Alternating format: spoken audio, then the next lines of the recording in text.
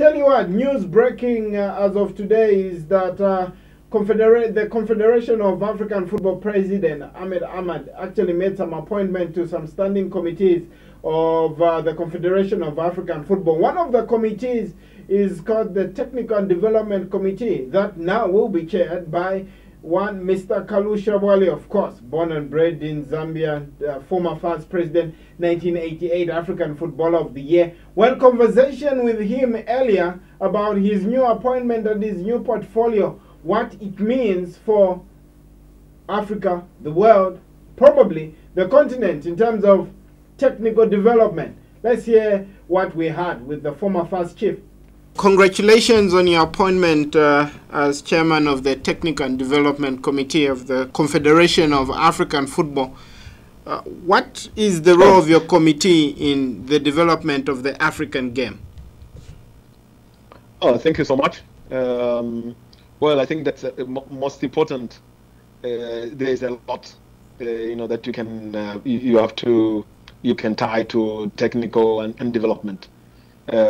Most important, I think we have to, for me, there are two things that are very important.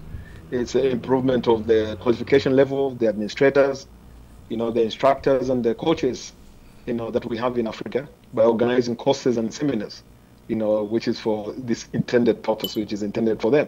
So I think that is very, very important because the more we have good administrators, good instructors, coaches who are dealing with everyday the improvement on the technical ability of preparation of teams with boys and girls, that is very, very important.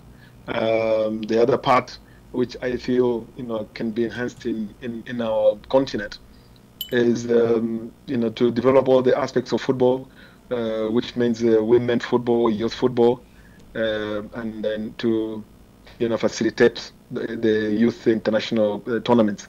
The organization of international tournaments on the continent, both for youth and for women. I think for me, in a nutshell, those are the things that, apart from that, there's a lot. You have to study the methods of the teams, how they're preparing, help them in the continent, are we going in the right path? But also, recommendations and proposals so that we can be able to, to be submitted to the executive committee so that we promote. Really, we are promoting African football. So on a broader scale, this is what I think is important. Okay. Now, it has become apparent that Africa probably wants to be equal to what is happening in Europe in terms of reducing the quality gap. As a player, you played in South America, in the Americas rather. You also played in Europe. Where are we in terms of the African game, and what kind of gap are we trying to bridge for us to get a good quality output of African football that can be competitive world over? Everybody in Africa, they love the football. It's the number one sport. It brings the people together. If you look the time that you are talking about when I went to Europe in the 80s, the early 80s, 84, 85, to be precise, we should not lag behind. The game has improved so much. Today, if you look at the speed, with all due respect, when we used to play in the 80s and then in the 90s, the game is much more advanced. It's faster. If you look at the continents, because we are not alone, we are not isolated. As Africans, we are competing against the AFC, which is the Asian Football Confederation. We are competing against Europe, which has always been our main target. We are competing against CONCACAF, there's in the North Americas. We're competing against South America, Brazilians and Argentines and everybody. So now, if we as a continent, today we are talking about, the World Cup, more having more teams, our participation of our teams there at the World Cup. Are we improving? Because we probably will have 9.5 places now to go to the next World Cup, and our teams, when they go there, they have to be prepared. And so today you see that yes, the game is much faster. There's more science involved in the football. There's more analysis involved. Now for us, the coaches, our coaches should be able to find jobs if we train them properly, that they can be able to find a job not only in Africa. They can also apply their woods or try and get recognition in Europe and as well as in Asia. So this is important that we don't lag behind. I think that we should be more open. We should use FIFA, or UEFA, that they're pulling on one side. They are setting a high standard, and we as Africans, we should be able to say, look, we have competent instructors, we have competent coaches. We have by doing so, we'll produce the kind of players that can be able to go to Europe and play in the top teams in Europe. We need 6, 7, 8 players playing in the top 4 of English football. So we need players. When you look at the English Premiership, for example, that we have Chelsea on sitting on the top of the league, and then we have Man City, Man United, Liverpool, Arsenal, Tottenham. All these teams, we should find that we're able to produce 2, 3 players in the starting 11 of all these teams. And that we have to invest a lot in the youth, in the grassroots, because there's a lot of young people in Africa who are playing the game, and in our structures that they can be absorbed so that the best quality comes out, so that we can be able to produce the players that people can be able to say, yes, if before we were able to produce the Eto'os, the Michael Essien, the Miguel Obi, the Yaya brothers and the Toure brothers, and then we have Didier Drogba. So these are the kind of players that we should be able to produce, but we can only produce them here in Africa, so that by the time they are good and they absorb in our structure at home, they will be able to find and of course the good players, they will travel and they'll go, mostly their destination is going to be Europe, which is very competitive. They will be able to get there and command first team places and be able to play, so that a kid who's playing football barefoot today, whether you're in Zambia, whether you're in Senegal, in Nigeria, in Ghana, in South Africa, that we have a reference. We have seen great players in Africa playing at the very, very top. George Weah was the one World Player of the Year. Abedi Pele is when you talk about Abedi Pele. So this is important, that we're able to continuously produce football players who can play at the highest in developing good instructors, in having proper structures, a competition being good instructors, in having proper structures, a competition being played week in and week out, and youth tournaments being played for the women, for the girls and the boys, and so that we can produce this kind of players. So it is a dream for the African child, or for the African footballer, to attend a person. It is important that they able to attend. We can get the best, the potential out of them. Potential. I ask that because, look, for instance, Sulley Muntari was subject of racial abuse when he's one of the best talents that the continent has been able to produce. So does your work as the Technical and Development Committee just start and end with capacity building and thereafter it to be well with us? No, I think that Sulley Muntari's case is something to do with racism. It has nothing to do with the technical and development. It's a pity that you have these instances. Everybody, I would say, everybody who has been able to play football.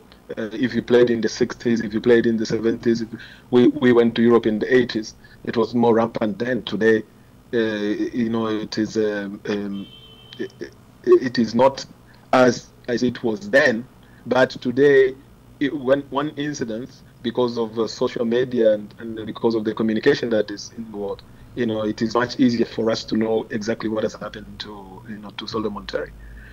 So, but that is the aspect that that CAF and FIFA, in my opinion, they have to sit down and also we had a task force for racism, which we said there should be no nonsense. Zero tolerance, and that is a question that still has to be discussed, in these where we are at CAF and at FIFA level, and take it with the FIFPro, looking after players and the players themselves to stand up, and so that we can be able to find a solution, a lasting solution for education also for our people in Europe. So this has nothing to do with technical development. Okay, finally, the World Cup Under-20 starts in a couple of days. What are your feelings from a CAF perspective about this tournament and what it should be able to do? Because in the past, African teams have done very well at junior level, but seemingly fall short of the glory when it comes to the senior teams. Yeah, I think that you're right. The African teams over the years, if you look at Ghana and you look at Nigeria, they have been able to have commanding performances at junior competitions. Mali themselves, in the under-17, they played very well. The same team that has been able to come to Zambia. But if I look at the competition that was played in Zambia, you have to be very proud as an African, because it is one of the best tournaments I've seen at junior level, which I've also followed. If you look at the teams that we have that are going to represent Africa in Korea at the under-20 level, it is breathtaking. There is hope for African football. This is the future of African football. So Zambia is a fantastic team, one of the best that we've seen over the last 20 to maybe 20 years. And so we expect our teams to play very well. I think they are on par in terms of technical ability. They are on par. Tactically, maybe will be you will lack a bit, one or two areas, but we can compensate for that with the enthusiasm and we hope to go that we have the good form. That the guys can carry the good form that they have shown in the competition to go and play at this level. It's always difficult, in my opinion, for the players, because you play one tournament and then you have to come up again and play another tournament. So we're playing this tournament. The boys were just playing now, 2-3 months ago, and so again, there's a big ask, for the coaches and the players to come up with a good tactic and play in this competition. But when you're young, there's a lot more you can do. So we expect our teams to go far, and this is really something that we're going to try and encourage. And if there's any expertise that the CAF can be able to provide in this area, we'll be able to share it with the teams involved. So yeah, this is something that we want to enjoy, and also to cultivate, that we have a good culture and good our presence is felt when the teams, when our teams go to the World Cup. But I expect a lot of good things from the teams, especially that I saw in the under-20. I expect a lot of good football and a lot of competition. I'm sure Zambia has the potential to go out of the group and go all the way even to the knockout phase, and in quarterfinals place will be terrific for Zambia if it can be able to achieve that. All right. Now, finally, would you advocate for one day in the world of football we just have one license for example, coaching, where if you've got a CAF license, you can go and coach in South America, you can go and coach in Europe, Asia, or wherever? What will it take for Africa to get to that point, practically speaking, finally? Well, there's what we call equivalence. If you're trained in Europe, your license is accepted in Africa. If you're trained in Africa, depending on where you're trained, your license is not accepted in UEFA or otherwise. So that is the challenge that we have. We started with the CAF. We've been talking about CAF D, CAF B, CAF C, and CAF B for a long time, and then the CAF A license, Elite. So, and then the CAF Pro. So this is important, and the program that has to be made has to be able the 3 heads or the 4 heads of the confederations. They have to be able to sit together. The technical directors, they have to be able to sit together so that we come up with one program that we can be able to follow.